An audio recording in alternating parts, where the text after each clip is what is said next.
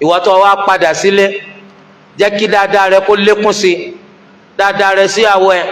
dáadáa rẹ sáwọn ọmọ rẹ, dáadáa rẹ sáwọn òbí rẹ,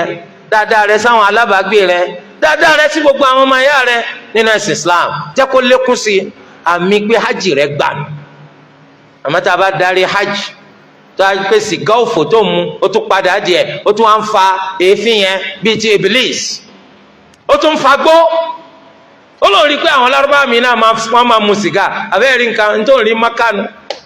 la hawla wala quwwata illa billah. abẹ́ni tó dé tó yẹ pé gbogbo ṣe hajj kọ́ máa bí wọ́n ṣe ń ṣe àfàkùkọ mọ́kàtí ń ròyìn. yóò máa ròyìn àwọn ròyìn rọ́ ikọ́dà adìẹ mi àbá ara adìẹ maka màjí àtòróró tẹ́yìn ó fi dín gbogbo ẹnu rẹ̀ lọ́wọ́ àbẹ́ẹ̀ rí rọ́ burúkú mbẹ́. so ẹ̀yin náà tẹ́sí máa mú wọn pìtàn àkùkọ maka ẹ̀yin náà dínkù. ẹ̀yin ò ní sọ fún wọn pé tán iṣẹ́ hajj tẹ́ lọ ṣe yìí o abẹ́ Allah kó tẹ́wọ́ gbà o abẹ́ Allah kí dáadáa yín kó tún lékún sí o àwọn tá a ti lọ kí Allah ó ṣe rọrùn fún wa ẹ máa kẹ́ ẹ ròyìn fún wa bó maka rí náà rí. ntí wọ́n fẹ́ gbọ́nu sá wọ́n fẹ́ gbúrò bóòlù àkùkọ maka rí. so àwọn náà tó sì pé tán àwọn máa rọ́ pa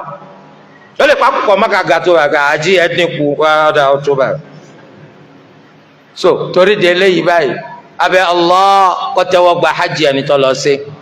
dáadáa lékún dáadáa Olúwa Ẹlẹ́dàá kó fún wa ṣe kó fún àwa náà ṣe. abẹ́ Allah azza wa jal àwa tá a ti lọ kó Olúwa kó ṣe lílọ wa nírọ̀rùn, kó Olúwa kó ṣe àti ṣẹ̀sìn náà nírọ̀rùn, kó wá ṣe látẹ̀wọ́gbà lọ́wọ́ wa. àwọn tó ti lọ rí kó Olúwa má ṣe lílọ tí wọ́n ti lọ lálọ́mà, Olúwa Ẹlẹ́dàá kó túbọ̀ ṣínà fún ní kálukú wa. a máa gbé lẹ́yìn ìgbà tí àwọn ọmọ àyà wa nínú ẹ̀sìn Islam àwọn tó Olúwa Ẹlẹ́dàá wa tó ràn lọ́wọ́ láti lọ ṣiṣẹ́ hajj tí wọ́n ti rí ṣe hajj wọn ṣe láti nǹkan bíi ijọ́ mélòó iná làwọn alálàájì káàkiri gbogbo àgbáńlá yìí ni wọ́n ti ń darí padà sórílẹ̀-èdè wọn. tó Olúwa Ẹlẹ́dàá wa bó ti ṣe sọ wọn lọ ó sọ wọn padà sílé láyọ̀ àti àlàáfíà.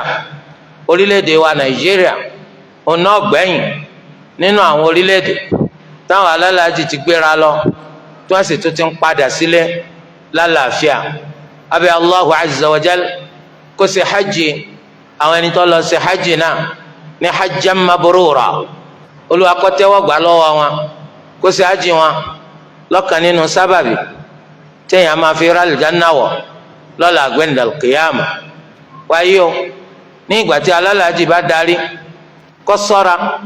fún àwọn àṣàkáṣà àwọn nǹkan tó ṣe pé kò níláárí kò nítumọ̀ tọ́pọ̀lọpọ̀ nínú àwọn èèyàn tí wọ́n máa mójútó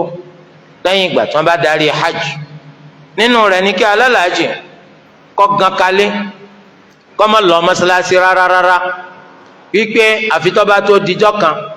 tó wọ́n wọ mọ́sálásí ó wọ mọ́sálásí báwo ní Mẹ́kà àti Madina tẹ́ lọ lọ́hùn tí èsì mọ́sálásí náà lẹ́ ń wọ̀ lójoojúmọ́ ni ṣebí jọ́sìn náà lẹ́ lọ sí lọ́hùn tánlá sàkásà sàáránù wọn á lọ wọ mọ́sálásí níjọ wọn bá ní wọ́n wọ mọ́sálásí o gbogbo àwọn alábàáṣe àwọn ẹni tó wà nítòsí àtàwọn ẹni tó wà ní jìnnàjìnnà wọn wà tẹ̀lé wọn bá wọ mọ́sálásí wọn wà jọ máa ń kó aṣọ àwọn oníkàkàkí àtàwọn onílù àwọn náà wàá jẹ pé wọ́n sìn wọ́n wá mọ́sálásí wọ́n mọ̀ wá lùlù alájà tó re Mẹ́kà tó bọ̀ àbáláàjì tó re Mẹ́kà tó bọ̀ àwọn máa jó mùkúlùmù kẹ́ńkẹ́ wọ́n máa kó mọ́lẹ̀ láàrin títì wọ́n dagoru láàrin títì wọ́n pa àwọn tí Mẹ́kà dé ẹ̀rù ń bà wá tó bá pẹ́ àjì rẹ̀ gan jẹ́ ọ jẹ́ gbígbà lọ́dọ̀ Allah kọ́mọ́ lọ jẹ́ pé tó ń ṣe gan ó ti fi bàjẹ́ wọn ò dá nǹkan kan mà wọ́n rò péré lẹ́sìn ó rò yìí pé òun lọ gboríkì wá ni òun gbádé ànábì wálé kí á lòun ò ní yọ̀ sí ọ̀pọ̀lọpọ̀ làwọn jọ lọ tí wọ́n ti kú kí lòun ò ní jó sí ìjọ wọn ni kò fi dúpẹ́ ìtàdírẹ́kẹ́ wọn fi kó fi oore mà kó fi hàn pọ́ ọmọ oore la hawla wala quwwata illa billah tí ó bá ti wá wọ mọ́sálásí lórí àṣà rádaràdà kò ní wá mọ́sálásí o ilé ni ó máa gan sí ilé ni ó ti máa jókòó tí ó ti máa ṣe sọ̀lẹ́ ó di ìgbà tí ètò bá tò tí gbogbo òmúra bá tóra wọn ìgbà náà ni ó tó wá di wípé wọ́n wọ mọ́sálásí gbà náà ni ó tó máa ṣe sọ̀lẹ́ à ẹ̀rù ń bà wá pé hajj rẹ̀ ọ̀gbà nítorí pé nínú àmì pé ìjọsìn tó ṣe tán yìí gbà àwọn olùmọ́ni nínú àmì rẹ̀ oníkọ́ jẹ́ pé ìjọsìn rẹ̀ ó tún dáa ju tàtẹ̀yìnwá lọ ọ̀dọ́ tí wọ́n lọ mọ́ṣáláṣí tó wá délé tó wá mọ́ṣáláṣí má ṣé ìjọsìn rẹ̀ dànù àbí ìjọsìn bàjẹ́ mọ́ ọ lọ́wọ́ torí di eléyìí má bà ìjọsìn rẹ̀ jẹ́ o má tanra rẹ̀ jẹ́ dànù bákan náà nínú àwọn nǹkan ó náà ní kálálàájì òde kọ́ máa wò pé ẹnu òun dẹnu àṣẹ báwo kí ni wọ́n ń pè láṣẹ náà ẹnu rẹ̀ dẹnu àṣẹ ẹnu rúnrún náà lọ dẹnu àṣẹ ọ̀dà nǹkan kan mà Olúwa Ẹlẹ́dàá ló bá ti pé kí nǹkan ṣẹ kó sì ṣẹ innama amruhu idha arada shay'an an yaqula lahu kun fayakun Olúwa Ẹlẹ́dàá ní pé kí nǹkan ṣẹ kó ṣẹ ìgbàgbọ́ wọn onípẹ́ táwọn bá ti dá dìde fógójì ọjọ́ ẹnu àwọn dẹnu àṣẹ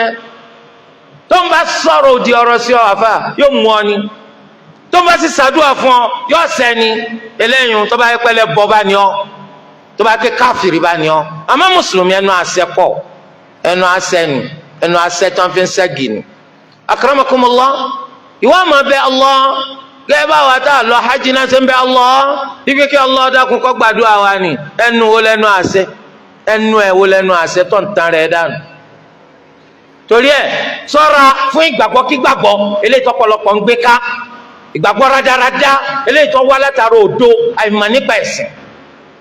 bákan náà kálálàájì òde kẹ́yìn àwọn àpè lórúkọ rẹ̀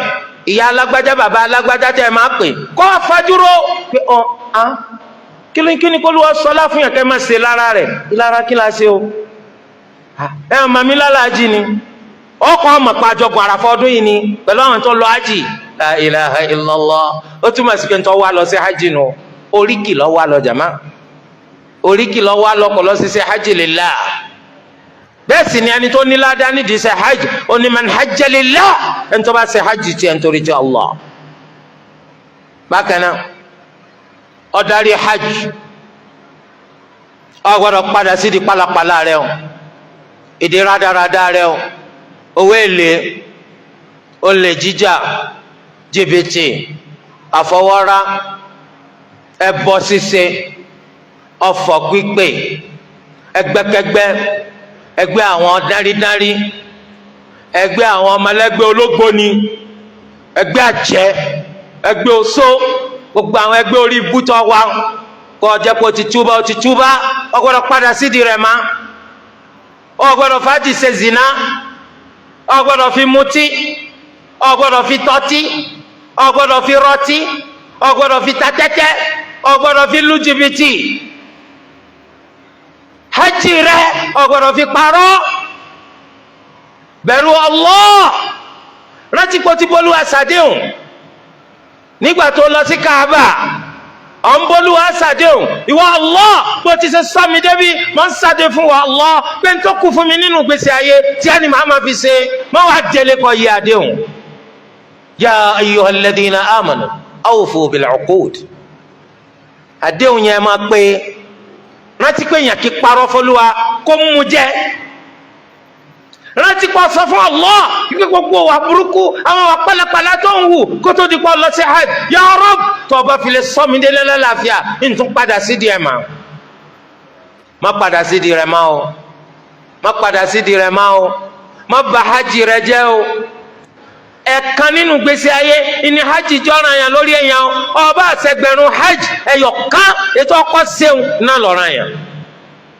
má bà hajj rẹ̀ jẹ́ má ta iṣẹ́ olóore rẹ̀ ń padànù lẹ́yìn ìgbà tó ti rí ṣe ọ̀dàlẹ̀ ní ọlọ́tẹ̀ ní ọ ìwọ àtàwọn alágàbàǹgebè lẹ́njọ́ ń ṣe dákun jáwọ́ dànù má bá wọn ṣe má àwọn tẹ́ ń jọ ń dìtẹ̀ kúrò lẹ́yìn wọn wọ́n ti wọ́n ba tiẹ̀ jẹ́ nítorí pé abatẹnijẹ́ kìí fẹ́ yanu àfi t'Olúwa bá ní kí wọ́n gbọ́n wọ́n lọ́wọ́ ajára rẹ̀ kúrò lẹ́yìn wọn tí èèyàn bá kíyèsí gbèsè ayé wa tá a wà yìí ẹni tí wọ́n fẹ́ kọ́ da fún aláyé lọ́rùn lọ́pọ̀ jù ọ̀pọ̀lọpọ̀ àwọn tẹ̀ ń jọ ń kóra yín kátẹ́ lẹ́ǹjọ́ ń sọ̀rọ̀ ẹ̀hún dákun gbé wọn yẹ̀wò kọ́ gbọ́n wọn yẹ́bẹ́yẹ́bẹ́ ẹni tó bá jẹ́ pé ń fẹ́ wọn torí ti Allah ẹni tí máa ń pa kéésì rẹ já ṣe ti Allah, ẹni tí máa ń pa kéésì rẹ já jáwọ́ di ẹsẹ̀, àwọn ni kò dì mú. àmọ́ gbogbo ẹni tó jẹ́ pé bí kẹsà ìdá bí kẹsà burú iná ní máa pè yín lọ sídìí rẹ̀, dákun jára rẹ kó lẹ́yìn wọn, má jẹ́ wọn bà tiẹ̀ jẹ́. torí ìwọ alálàájì tó lọ ẹlẹ́dàá wa ti ṣàánú rẹ tó ti lọ tó ti dé lálàáfíà, ìwọ alálàájì tó lọ ẹlẹ́dàá wa tí ò ní kí tiẹ̀ kọjá síkú, òkúkú ní sáláì rí ò ní sáláì gbọ́ nínú àwọn tẹ́ lọ́jọ́ ṣiṣẹ́ hajj, ẹni tó lu ẹlẹ́dàá wa tí ò jẹ́ káwọn padà sílé báyìí. àwọn náà abẹ́ Olúwa kó bá wa foríjì wọn, abẹ́ Olúwa kó bá wa kẹ́ wọn, kó bá wa gẹ̀ wọn. ìwọ tó wá